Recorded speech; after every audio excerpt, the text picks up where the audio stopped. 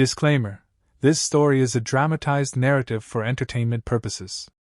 It does not encourage harassment, hate, or harm toward any individual or group.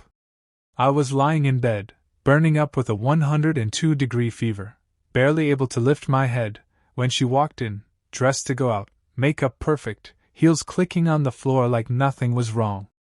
I looked at her, hoping she'd say she was just grabbing something real quick. But instead, she leaned against the doorframe, smiled, and said, "I can't let him down.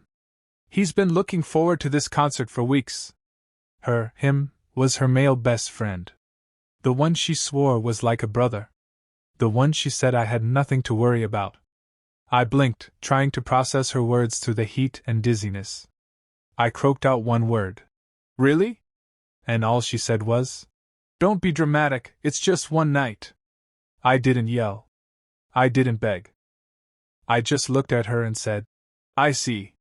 She left with a smile, music tickets in hand, while I lay shivering alone. But when she came back hours later, laughing into her phone, the apartment was quiet. Too quiet. My shoes were gone. My jacket. My backpack. And on the counter? Just a single folded note. "Hope the show was worth it. Go be his priority." The smile dropped from her face the moment she read it.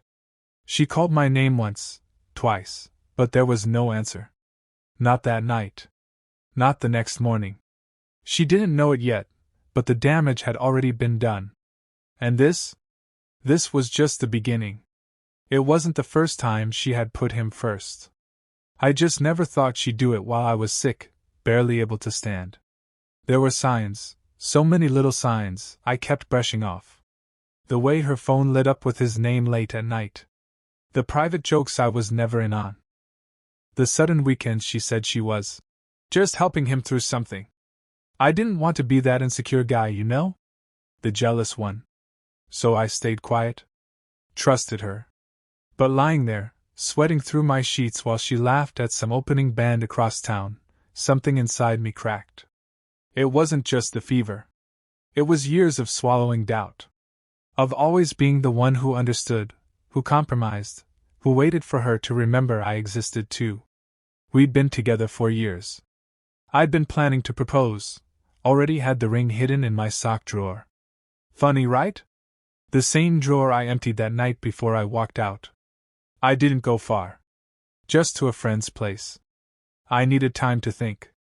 I didn't block her, didn't delete anything, just left space for her to realize what she'd done. But instead of messages of concern, all I got were texts like, "Are you seriously doing this over one night?" And, "You're overreacting." It wasn't that deep. And that's when I knew she didn't get it. Maybe she never would. While she was out singing along with him in a sea of flashing lights, I was replaying our entire relationship in my head. Every red flag. Every moment I put her first, and she didn't even see it. I wasn't trying to punish her. I just finally stopped choosing someone who never chose me back. A few days passed. No apology. Just more messages trying to flip the script. "You're being childish. You ghosted me like I'm the bad guy." Not once did she ask how I was feeling, if my fever had broken, if I was okay. It wasn't about the concert anymore. It was about how easy it was for her to walk out the door knowing I needed her, and still choosing someone else. And him, her so-called best friend. He didn't even pretend to respect our relationship. He'd always hovered too close, always found ways to insert himself into our plans, always needed her for something urgent. And every single time, she'd run to him. I used to think maybe I was imagining it. Maybe I was being insecure. But now, it felt intentional. I started remembering the moments I had brushed off, the way he'd hug her a second too long, or how she'd smile when his name popped up mid-dinner, mid-conversation. She once told me, "He's been there longer than you. You have to understand that." And I did. For years I did. But now I was realizing something I didn't want to admit before. She never gave me the same loyalty. Meanwhile, my friends were divided. Some said I should hear her out. Others told me I was finally seeing her for who she really was. My mom, though, she didn't say much. Just looked at me and said, "People make time for what matters. Don't chase someone who's always choosing someone else." Still, the silence between us was growing louder. I could feel her frustration in the way her messages got shorter. I think she thought I'd just come crawling back like always. But this time was different. Something had shifted. And deep down, she could sense it. It had been almost a week since I left, and she still hadn't shown up in person. Not once. Just a chain of texts, a few missed calls, and one voice note that said, "We seriously need to talk. You're blowing this out of proportion." No remorse. No understanding. Just damage control. That's when I started to wonder, was she really this oblivious, or was this who she'd been all along? Maybe I was just now seeing it clearly. The truth was, I didn't vanish to hurt her. I left to see if she'd fight for me the way I always fought for her. But instead of searching, she was sulking. Instead of showing up, she was still waiting for me to fix it. Then one night, I got a message from one of her friends, someone I didn't expect to hear from. It said, "I probably shouldn't be telling you this, but she's been venting to us, and honestly, it sounds like she's more upset about what people will think than losing you." That hit harder than I expected. The next morning, I checked her social media, something I'd avoided since I left. And there she was. A selfie with him. Captioned, "At least someone shows up when it counts." My stomach turned. Whether it was a dig or not, the message was clear: she'd moved on. Or at least wanted it to look that way. That was the breaking point. I didn't respond. I didn't post back. But something in me snapped. I packed up the rest of my things from my friend's place and booked a flight out of the city. I needed distance. Closure. Maybe even peace. Because the girl I once planned a future with didn't even look like the person I loved anymore. 2 days before my flight, just when I thought I was done hearing from her, she showed up. No warning. No message.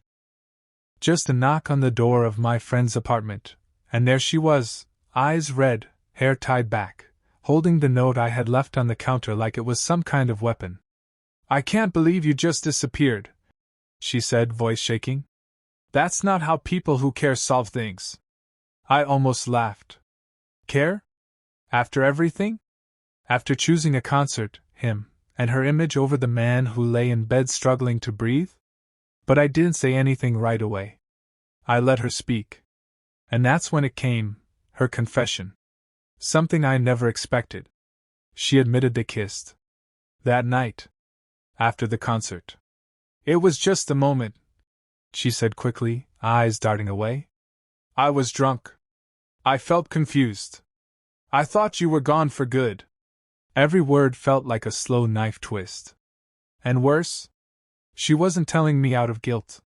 She was telling me because someone else was going to. Apparently, one of her friends threatened to spill everything if she didn't come clean. So this wasn't an apology. This was damage control, again. And just like that, the story I thought I had figured out?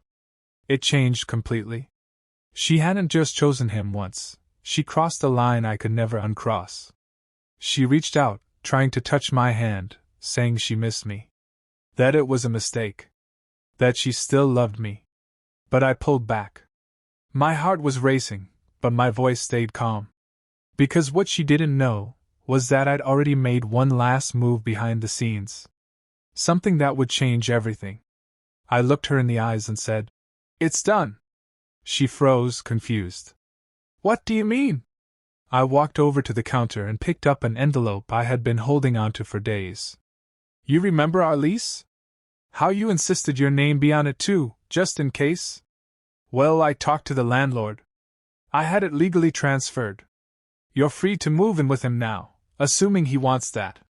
Her face went pale. She opened the envelope slowly, reading through the new agreement. "You already signed off?" I nodded. "While you were out at your concert, I was thinking. Not just about us.